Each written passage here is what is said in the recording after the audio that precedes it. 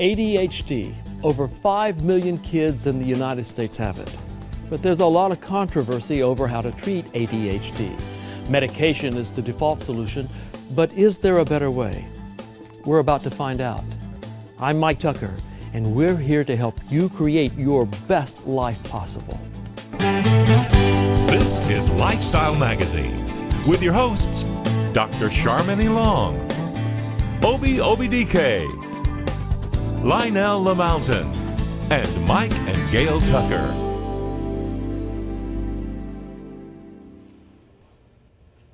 Dr. David Velkoff is the medical director and co-founder of the Drake Institute of Behavioral Medicine, which became a world-renowned ADHD and autism treatment center. He will tell us about ways of treating ADHD without using medication. Welcome, Dr. Velkoff. Welcome. It's a pleasure to be here with both of you. Thank you. I am so glad you're here, because I have to confess, the only thing I know about ADHD is my friends bragging that they had it.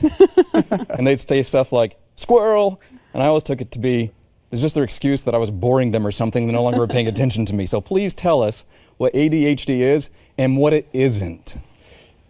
It's a neurodevelopmental disorder. It's due to dysregulation in certain areas of the brain. It causes symptoms of inattention, distractibility. It's very hard for the child to stay focused unless it's something very interesting to them. If it's a video game, Legos, TV, they're fine. They could play it for hours. But on non-preferred tasks, if the frontal part of the brain is not what we call activated, it's really hard to sustain concentration. So they get very bored easily. So inattention is a symptom, is the most common symptom. Half of kids with ADHD also can be fidgety, hyperactive, difficulty sitting still, and they can have difficulty with impulsive behavior. So this dysregulation, it's a cognitive issue in the mind, in the brain? It's a neurophysiologic problem where certain what's called networks in the brain are not working effectively. They're not working efficiently. They may be underactivated or they could be overactivated where they're dysregulated. So whatever function they're involved with is going to be compromised. If it's, for example, you'll see areas in the frontal part of the brain that are not working efficiently, kids with attentional problems. With autism, you can see areas in the right posterior part of the brain that aren't working efficiently, dealing with picking up on nonverbal social cues. If there's an auditory processing problem, you can see the left temporal area of the brain is not working normally. So if you correlate the patient's symptoms to the brain mapping, then you really know if the symptoms are neurologically linked as opposed to maybe they just need some parenting courses. You mentioned something, brain mapping. What exactly is that? It's a special type. It's a special type of EEG where the recordings are digitalized. It's then processed through an FDA-approved database of normal brain functioning. So let's say we have an 8-year-old child who his parents have to micromanage him or her through homework, or the teacher says, your child's disrupting my class. You do a brain mapping. You compare the child's brain mapping to the normal for their age to see if all the different areas of the brain are working normally. Particularly in the last 5 years in neurosciences, the technology has so exploded that we have technology today we didn't even have 6 months ago in doing analysis and then remediation. So are we finding more children being diagnosed with this new technology within the last 6 months? No, we're diagnosing them more accurately and more thoroughly, and we have more data to work out a better treatment to help them through what's called neurofeedback or biofeedback. Do you think that ADHD is overdiagnosed now? It seems like it's become such a common thing. I think that sometimes it's overdiagnosed and there's no careful evaluation of the patient. Parent fills out a checklist, doctor interviews the patient for 15 minutes and when it puts the child on a drug. So I think sometimes it's overdiagnosed because of superficial evaluations, but also just because a child has trouble focusing, and let's say it is due to ADHD, they could also have a secondary learning disorder or a secondary auditory processing disorder that's also affecting their ability to focus that's not due to ADHD. And kids can have difficulty focusing because of psychosocial problems as well. Absolutely. And then having ADHD is going to produce psychosocial problems because you're getting criticized all the time. Your parents are having to micromanage you through homework. You're blurting out, interrupting in class. You're getting negative feedback from the teacher. And this innocent child is getting all this negative feedback from the outside world, and they're just being themselves. You see, and that's the thing. I'm scared of it being overdiagnosed just because there might be professionals who want to have an easier child to manage. I don't know if that's true or not. Do you mean like teacher professionals? Okay, or? like teacher professionals. I'm glad my teachers didn't have access to that when I was a kid growing up. But is it, when they want to manage a student more effectively, do you think there's a tendency to Sometimes overdiagnose? people want a quick fix. A quick Yeah. fix. And my experience in medicine is quick fixes are superficial real. and they don't work. Yeah. You know, as we were having our discussion earlier before the program, if a physician, an endocrinologist thinks that someone has symptoms of thyroid disease, you don't just put patients on medication, you want to do thyroid blood tests and see how their thyroid is working. So if someone is having symptoms coming from the brain, it's kind of common sense. You want to look at the analyze brain functioning first, and let's see what's really going on. How often is that actually done? Too few, not often enough, but it's becoming more and more prevalent because there's more and more research and evidence showing linking findings on brain mapping to ADHD. The evidence today is overwhelming, but sometimes doctors are not always open to new information. Do you think the average pediatrician is equipped to accurately No. diagnose ADHD?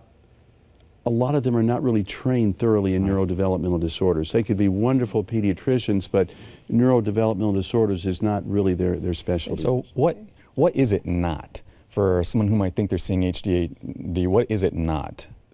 Every child is going to have moments of being hyperactive, sometimes fidgety, bored, difficulty focusing, or sometimes impulsive behavior. That doesn't mean it's ADHD. Amen. It's only ADHD when these symptoms are beyond the norm for their age, where it's disrupting their life. It's affecting their ability to achieve their full ability in school.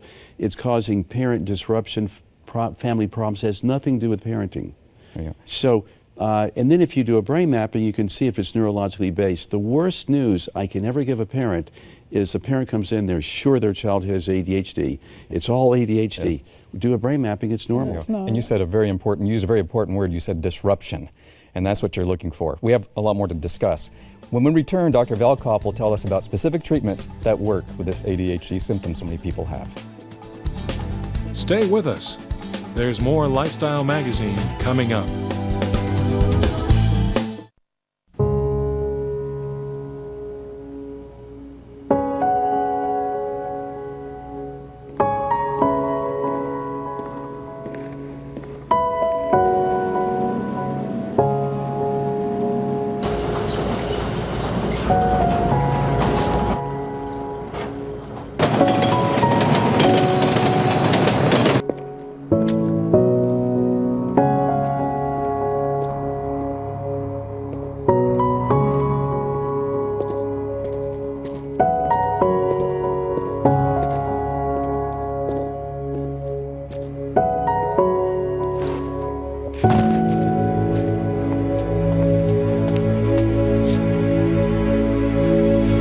Welcome home, man.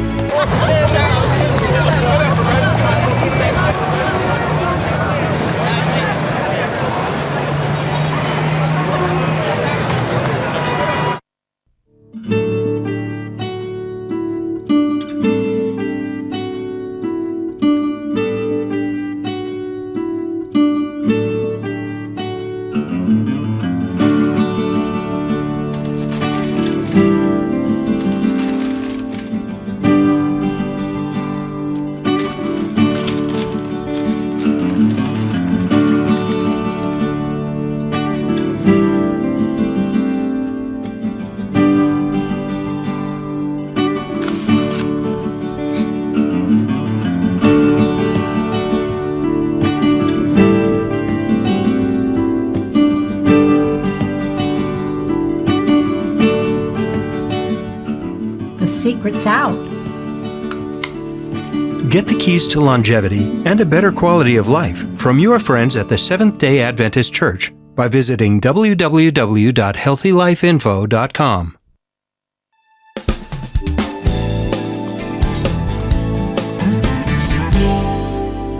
Dr. Velkoff, how is this disorder normally treated?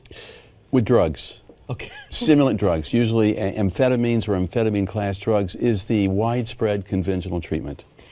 That sounds counterintuitive, doesn't it? A stimulant drug for someone who is hyperactive. It's counterintuitive. However, if you do a brain mapping, you'll see that if a child's hyperactive, most frequently the frontal part of the brain is underactivated. So if it's underactivated, it's like not having brakes on a car, so it's not inhibiting their impulses, their excessive motor activity. All right. So if you put them on speed, really the drugs they use are speed, it's going to speed up the frontal part of the brain. It will then start kicking in to inhibit their hyperactivity, but it's a drug effect. It's not real in terms of the brain getting better. It's just it's like taking aspirin for a fever when you're coming from a bacteria infection, but you don't treat the underlying infection. Right. All you're doing is suppressing your temperature, but you're not getting at the cause of why you have a fever. And you're giving a child a drug. These are not benign drugs. These are, most of the drugs used are amphetamine class drugs. Same and drugs. it's common sense that why would you want to have anybody on an amphetamine drug chronically, much less a child whose heart and brain are still developing. Now, I will say this, there are patients sometimes that may need to be medicated as a very last option when nothing else has helped and their self-esteem is in the gutter. You may have to consider that, but it should be way far down the road in choices. Unfortunately, it's usually the first choice. Same for both children and adults? Same medicines, drug treatment? Yes. Okay. Yes. Dr. Velkov, how often are there misdiagnosed cases? Just because of how can you differentiate between a kid that's just generally hyperactive because they're just young and like to get in a little trouble, or a kid that really has ADHD? That's a great question. I would wait till they're 4.5 to 5 years old. Most 3-year-old children look like they have ADHD. That's our granddaughter. Yeah. And that's normal when you're 3.5, but it's not normal when you're 5.5. Yeah. Right. And you could look for if a child's born premature or there are complications during labor and delivery, fetal distress, umbilical cord around the baby's neck, those are, or the mother had gestational diabetes, those are predisposing factors for ADHD. Low birth weight, is that also? Low birth weight, absolutely. Frequent recurrent ear infections at early ages also increases the likelihood. What about a head injury? That was what I was going to say next. Oh, okay. Well done. Absolutely. Head of the game. Every child usually is going to fall and hit their head. Has to be a significant head injury. Yeah. And kids playing soccer today using their head, not a real good idea, because you No have, headers. No headers, huh? No, you could have multiple head injuries and not one of them is strong enough to cause a concussion, but cumulative is worse. Wow. Is worse than a concussion. We had last year we were part of a study. Representatives from the National Football League asked us to help, and we did brain mappings of 5 former NFL players who were developing some symptoms of pretty severe progressive brain damage, brain injury. And we had one patient, he was the most severe brain map of all. He never even had a concussion. Just a lot of head injuries, but not one was severe enough to a concussion. His brain was in total chaos with how the different areas are communicating. Well, so, back to your treatment of children with this disorder. How do you do it differently? we do what's called quantitative EEG brain mapping. It shows the electrical activity of the brain. Is every area of the brain working normally? And also, very importantly, are the different areas of the brain working together? Are they communicating? Mm-hmm. You can have the areas fully activated, but the connectivity is abnormal. The link from one part of the brain to the other is not sending information efficiently from one area to the other. Okay. So it's like the left hand and right hand are not talking to each other. Okay. Mm-hmm. And we see that. So depending on what we see on the brain mapping, we then know what type of neurofeedback, it's a form of biofeedback, will help that child's particular symptoms. I can have 10 kids that are hyperactive, impulsive, and their parents have to micromanage them with homework every night. Every child's brain map is different. Can you explain the biofeedback a little bit? Yes, you have a sensor hooked up to your head. It's recording your brain waves. And you see your brain waves on a computer screen in front of you, but your brain waves are converted into a video game. So let's say that you're not producing enough fast brain waves in the frontal part of the brain that enable you to focus and concentrate. But even if you have ADHD, your brain is going to produce a fast brain wave sometimes, but not enough to make a difference. Let's say 1 out of 10 seconds. So the child sees that 1 out of 10 seconds. What happens on the computer screen? A fish jumps in the river. So they want to make that fish jump more frequently into the river. And every time the fish jumps in the river, they get a point on the screen. So we teach them how to relax and focus, and their brain starts tracking what's changing on the screen. So the brain, it's called operant conditioning in psychology learning theory. So suddenly the fish start jumping in the river 3 out of 10 seconds, 4 out of 10 seconds, 5 out of 10 seconds. Suddenly the child notices they're feeling a little bit different. Let me see if I can keep that feeling going. It's like increasing that pathway. You're developing a new neural pathway. If you do it over and over and over, eventually you don't need feedback. It becomes, it's there long term. Kind of like learning how to ride balance on a bicycle. Once you learn that feeling and you stabilize that feeling, it's internalized in you for the rest of your life. So you're retraining the neural pathways. You're creating new neural pathways that weren't there, or retraining neural pathways that were misfiring. That's amazing. It's the ultimate in terms of retraining the brain. And so we're not using a drug. We're using the brain's own ability to heal itself. Your brain is the best pharmacy anyway. Yeah. Interesting. Well, that's amazing. It must just bring tremendous hope to parents' hearts when they hear that. There's something I can do for my child that's not giving them a drug.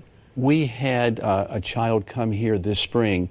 The father, they live on the East Coast. The dad was out here on business and heard about our institute, came over and looked at a video film we show, and a week later his daughter was here. Yeah. And she was on, I won't say which one, but she was on one of the amphetamine class drugs for ADHD and still not doing real well.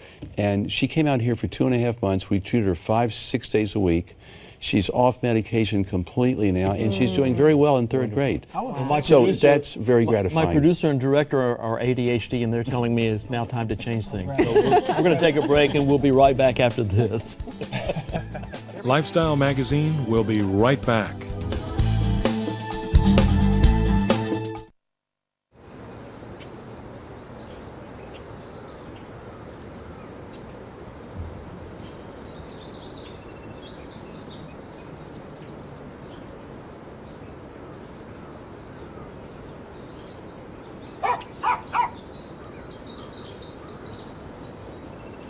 The truth is in here.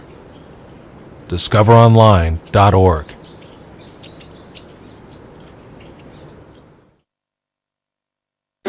For God so loved the world that he gave his only begotten Son. God loves me so much that he sent down to earth his boy. God loved the world so much that he gave his only Son. His one and only Son. And this is why. So that no one needed to be destroyed. The Heavenly Father loved the human race so very much that he gave his one and only Son. That he gave his one and only Son. God loves the world so much that he gave us his Son, Jesus. That anyone who believes in him will not die. We're not gonna die. That whosoever believeth in him should not perish, but have everlasting life. Everlasting life. Eternal life. And anyone who believes in him will live forever. And that's a long time. Beautiful, no matter how you say it. For more on John 3:16 and other texts, go to myfavoritetext.com. Hi, I'm Obi Obadike. As a certified fitness trainer and nutrition specialist, I've helped many Hollywood stars get in great shape. But my real passion is working with everyday people. I've made my tips and my tricks accessible to anyone looking to tone up, shed a few pounds, and undergo a complete body transformation. Sign up now for my exclusive workouts at ownzones.com/Obi.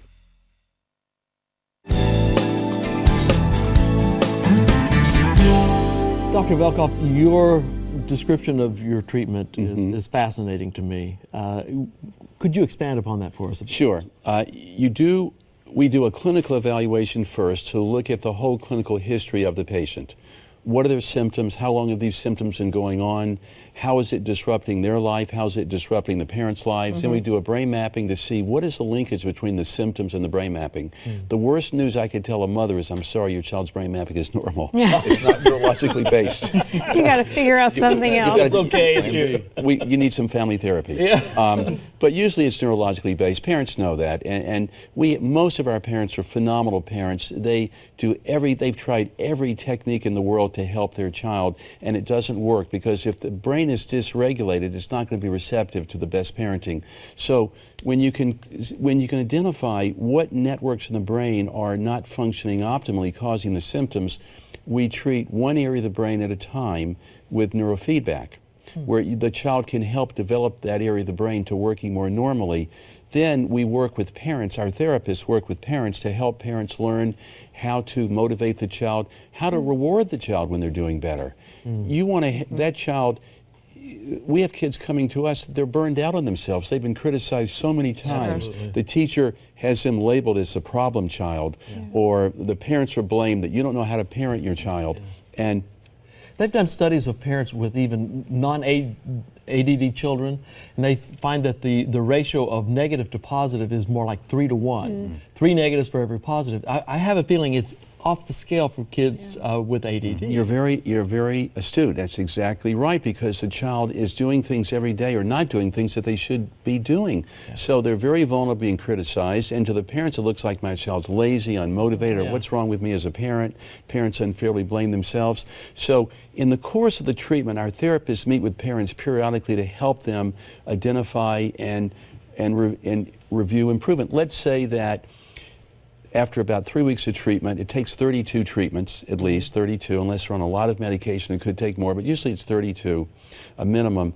Let's say after 10 treatments, the child now is starting their homework on their own. Now, they're not finishing it on their own, but at least they're getting half of it done on their own. Never happened before. You want to let your child know, you see, look how you're improving, look how your brain's getting stronger, so the child starts to believe in themselves that they never believed in themselves before. Awesome. So there are many, or let's say you ask your child to go do 3 things in a row. You know they're not going to do it.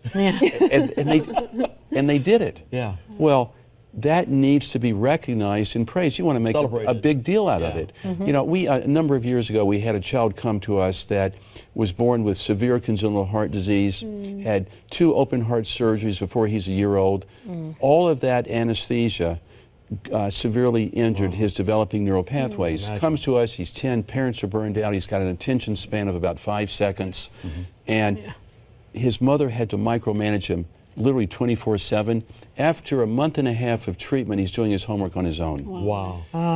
After 3 months, he's given Student of the Month award. Oh So my goodness. we made it a big deal. We have a conference in our clinic with all of our staff, his parents, and told him how proud we was of him. And we teach kids how to practice in school what they're learning in the actual treatment sessions. We call it the focusing response. So when you're focusing on that computer screen, hitting the right brainwave patterns, you want to think about that when you're in class. So I said to him, I said, you must be using your focusing response all the time now. He says, nope. He says, I don't need it. He says, my brain works that way automatically now. Isn't that wonderful? Well, it took, but his parents were wonderful. And in those 3 months, every time they saw him do something better, they reinforced it and praised him. So the parents are very important part of the healing process. Are there dietary factors that can worsen ADHD? Yes. Stay off of sugar, red dye. A small percent of kids, a very small percent, could be gluten sensitive, but if it's your kid, it's gonna have an impact. Definitely stay off of sugar as much as you can expect a child to stay off of sugar. But when we have parents come to us and the child has an impeccable diet, impeccable nutrition, great parents, and the child can't do his homework on his own, or the teacher is complaining, I can't teach my class because of your kid. You know that there's something else going on, and that's when you have a high suspicion this is neurologically based. What's the success rate with the non-drug related approach in terms of curing ADHD? I could tell you, in our particular clinical experience, it's 80% plus. We'll get significant improvement. That's really good numbers. Not everybody gets off medication, but most kids get medication reduced, if not eliminated. Do you treat adults as well? If you do, is it different than how you treat children? Yes. Adults also typically will have stress or anxiety superimposed on top of the ADD because it's been going on for so long. They've just had a harder road for so many more years. And by the time they're adults, whatever compensatory strategies they develop to try to get to adult life, having ADD, they don't work anymore when you're an adult because you're under so many more demands. Is it harder to develop the neural pathways in adults than it is in children? Yes and no. Yes, but not if they're motivated. Okay. If they're desperate and their back's against the wall and they have to change, they could do as well as children, but they have to be really motivated. All right. And not self-medicating. Mike, you got a question? I need to stop us. That's what I thought. You're right. You're very perceptive. We'll take a break and we'll be back right after this. Lifestyle Magazine. We'll be right back.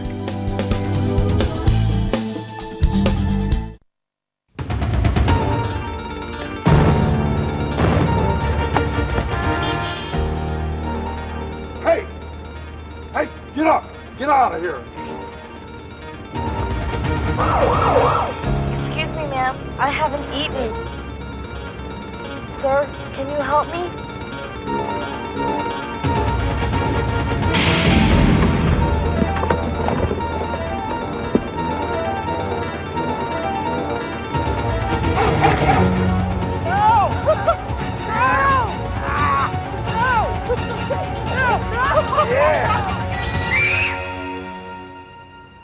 It doesn't take much to make this world a better place.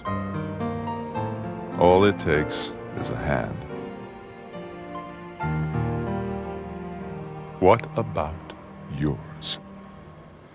This message was brought to you by the Seventh-day Adventists. Shut up! How many times do I have to tell you? What are you, stupid? Did you forget how to take care of yourself? Look at you!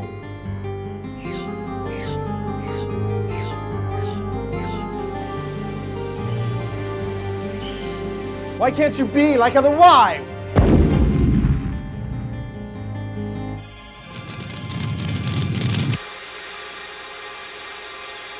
What are you, stupid? Do you, Thomas, take Susan Why did I marry you? to be your lawfully wedded wife? I do. Shut up! It doesn't take much to make this world a better place. All it takes is a hand. What about yours? Brought to you by the Seventh-day Adventist Church.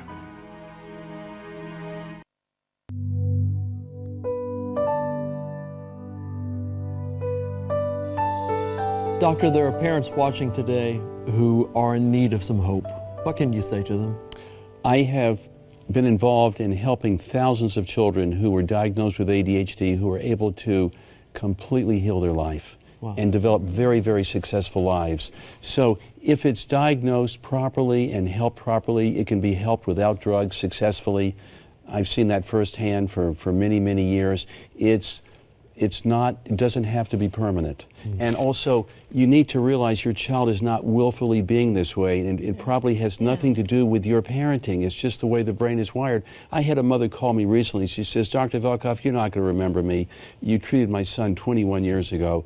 And I said, you know, I don't remember a lot of our patients. I've helped thousands, but I really do remember your name. And she says, well, Josh, you treated him when he was 7 years old. It changed his life.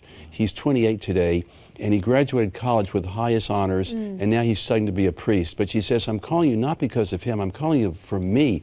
She says, now it's my turn to be My treated. turn. Thank you, Doctor. Thank you so much. There is hope, and thank you for bringing that to us. Thank you. Thank you for being a part of this one today as well. We look forward to seeing you again next time, but until then, you take care of yourself. Bye-bye. Thanks for watching Lifestyle Magazine. We look forward to being with you again next week. To get a copy of today's offer, call 888-940-0062 or go to lifestyle.org. That's lifestyle.org.